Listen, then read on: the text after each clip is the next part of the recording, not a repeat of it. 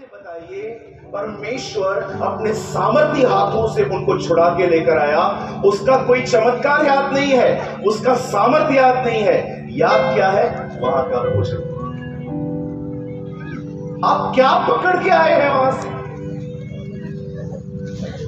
कई बार हमें लगता है हम बढ़ना चाहते हैं प्रभु में, लेकिन हम बढ़ नहीं पा रहे हैं। क्यों नहीं बढ़ पा रहे हैं? क्योंकि हमने ऐसी चीजें थाम के रखी हैं अपने जीवन में जो हमें आगे बढ़ने ही नहीं देती है। इन लोगों को देखिए,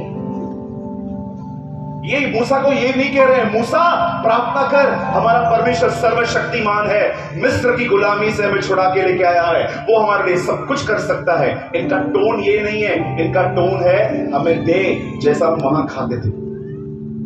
मिस्र से ये लोग निकल आ गए, पर मिस्र इनके अंदर से अभी भी नहीं निकले। आपको पता है परमेश्वर ने मूसा को क्या किया? परमेश्वर ने मूसा को मिस्र में से निकाला, उसमें से फिर मिस्र को निकाला, और फिर खुदा ने उसे मिस्र ही भेजा। परमेश्वर एक आदमी को पहले दुनिया से निकालता है, फिर उसके अंदर से दुनिया निकालता है, फिर दुनिया में ही भेजता है अपना काम करने के लिए। हालेलुया। आप जानते हो आप यहां क्यों आए हो? आपको पता है प्रभु ने आपको क्यों बुलाया है अपने पास? क्यों उसे संसार में से आपको चुन लिया? ताकि वो आप में से संसार निकाल के आप में स्वर्ग भरे। क्यों परमेश्वर कुछ लोगों को दे नहीं पाता? क्योंकि पहले का राज्य उखाड़ा ही नहीं है। जब तक एक राजा पुराने राज्य को न उखाड़े, वो अपना राज्य कभी स्थापित नहीं कर सकता। ये बहुत जरूरी है कि जो कुछ मैं दुनिया से लेकर आया हूं ना, अधिक बोलना, अधिक खाना, व्यभिचार, नफरतें, जो भी मेरे अंदर है, मैं उन सबसे बाहर आऊं। आज लोगों की जिंदगियों में चंडाइयां हैं, आज लोगों की जिंदगियों में छुटकारे आए हैं, आज लोगों की नौकरियां अच्छी चल रही हैं, पर सवाल ये है, क्या आज कलीसिया बदलती जा रही है अपने स्वभाव? हम सब चीजों में आशीषित हैं, पर मेरा सवाल यह है, क्या आप ये कह सकते हैं ब्रदर, परमेश्वर मुझे बदल रहा है? God is changing my life. अरे पैसा आपको स्वर्ग नहीं ले जाएगा, आपकी बड़ी गाड़ी आपको स्वर्ग नहीं ले जाएंगी, आपको स्वर्ग खुदा ले जाएगा। पर कैसे लोगों को ले जाएगा? जिनमें वो खुद को देखता है। Don't be deceived. धोखा मत खाइए।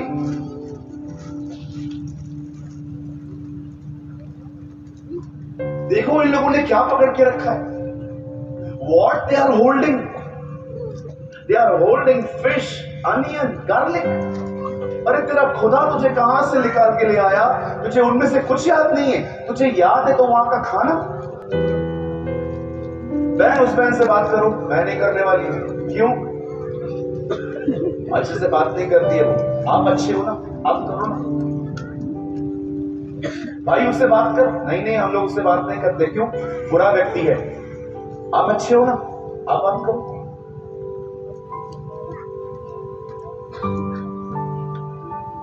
आप हमेशा याद रखिए, अगर आपके घर के अंदर सिर्फ आप अकेले विश्वासी हैं और कोई विश्वास में नहीं है, प्रभु में नहीं है, मैं आपको बताना चाहता हूं, परमेश्वर उनसे उम्मीद नहीं करेगा कि वो आपसे अच्छा चले।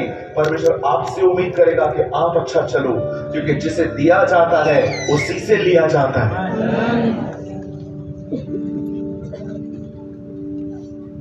परमेश्वर जिस पे इन्वेस्ट करता है उसी से हिसाब लेता है।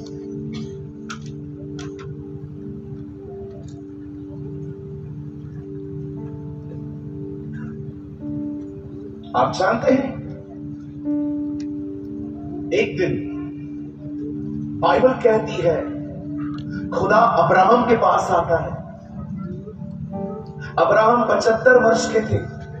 He was 75 years old man. वचन कहता है वो 75 साल का बूढ़ा व्यक्ति था जिसके पास एक भी संतान नहीं थी। सारा उस समय 65 की थी, अब्राहम उस समय 75 वर्ष के थे। जिस व्यक्ति के पास एक बच्चा नहीं है, परमेश्वर उसके पास आके वादा करता है कि मैं तेरे द्वारा एक वंश निकालूंगा और मैं एक जमीन दूंगा जहां पर तुझे तू अपने वंश के साथ रहेगा और मैं तेरे नाम को प्रसिद्ध करूंगा। I will make your name famous. मैं तुझे फेमस करूंगा। अब्राहम, परमेश्वर ये प्रतिज्ञाएं लेके अब्राहम के पास आता है। प्रतिज्ञा को हिंदी में और शुद्ध कहते हैं वादा। आप जानते हैं अब्राहम को जब ये प्रतिज्ञाएं प्राप्त हुई, बाइबल बताती है वो विश्वास से निकला। उसने अपना घर छोड़ दिया और खुदा के पीछे पीछे चलने लग गया।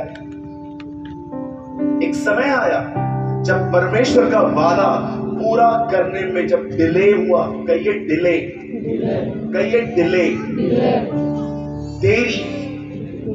परमेश्वर का जब वचन पूरा होने में देरी हुई, पता है अब्राहम ने क्या किया? अब्राहम किसी और के पास चला गया और वहां से बच्चा ले आया। परमेश्वर ने साफ कहा, अब्राहम ये मेरा नहीं है। इश्माइल इज नॉट माइन, वो मेरा नहीं है। मेरी जो संतान है वो हाजिरा से नहीं आएगी, मेरी संतान सारा से आएगी। आप जानते हो 99 की एज में, 100 साल की उम्र में, जिस समय सारा 90 की थी, कलाम कहता है, प्रभु का वचन कहता है, अब्राहम को परमेश्वर ने एक सुंदर बच्चा दिया जिसका नाम खुद खुदा ने रखा, इसहाक, इन इंग्लिश आइजक।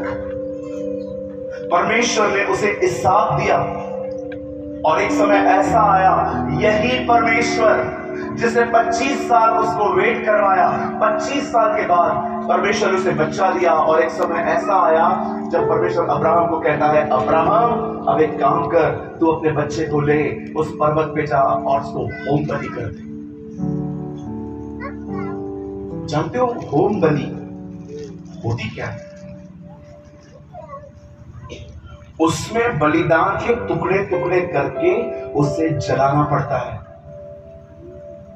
परमेश्वर एक पिता को अपने पुत्र के साथ इस तरह का व्यवहार करने के लिए कहता है, पुत्र से मार। आपको पता है अब्राहम अपने बच्चे को उठाता है, अपने दो सेवकों को कहता है चलो तुम भी मेरे साथ चलो। और जैसे ही अब्राहम अपने बच्चे को लेके उस पर्वत पे जा रहा था, उसने अपने दोनों सेवकों से कहा तुम यहीं ठहरो, ये लड़का और मैं ऊपर जाएंगे, आराधना करेंगे और लौट आएंगे। लौट आएंगे। प्रभु ने तो कहा इसको मारो। अब्राहम कहता है मैं लौटूंगा।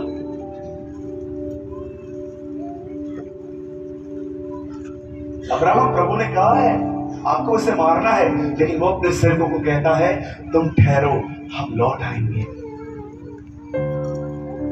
और जब अब्राहम ऊपर जा रहा था, इसहाक उससे पूछता है, पापा हम ऊपर क्यों जा रहे हैं? बेटा बलिदान करने। डैडी बलिदान बोलते तू चल, परमेश्वर ऊपर उपाय करेगा। आपको पता है जैसे ही अब्राहम ऊपर जाता है, अपने बेटे को लेटा देता है। ये प्योर जीसस का पिक्चर है। आप देखो बेटे को बांधा जा रहा है, साल में कुछ बेटा मरने को तैयार, बाप मारने को तैयार। ये हमारा यीशु है ना। See the character of Jesus. देखो यीशु का स्वभाव, पिता उसे मार रहा है, वो मर रहा है। आपको पता है खुदा ने आपसे कैसा प्यार किया? आपको पता है परमेश्वर ने आपसे कैसा प्रेम रखा है? उसे चुनाव कर रहा था अपने पुत्र में और आप में, ये दोनों में से किसको मारूं? उसने आपको छोड़ दिया, अपने पुत्र को मारा। That is love। बहुत से लोग कहते हैं मुझसे कोई प्यार नहीं करता, मुझे कोई पूछता नहीं है, मुझे कोई रिस्पेक्ट नहीं देता, मेरा कोई आदर नहीं करता। सूरज भाई, मैं हमेशा अकेला अकेला फील करती हूँ। मेरी बहन मैं आपको बताना चाहता हूं, यीशु आपसे बहुत प्यार करता है।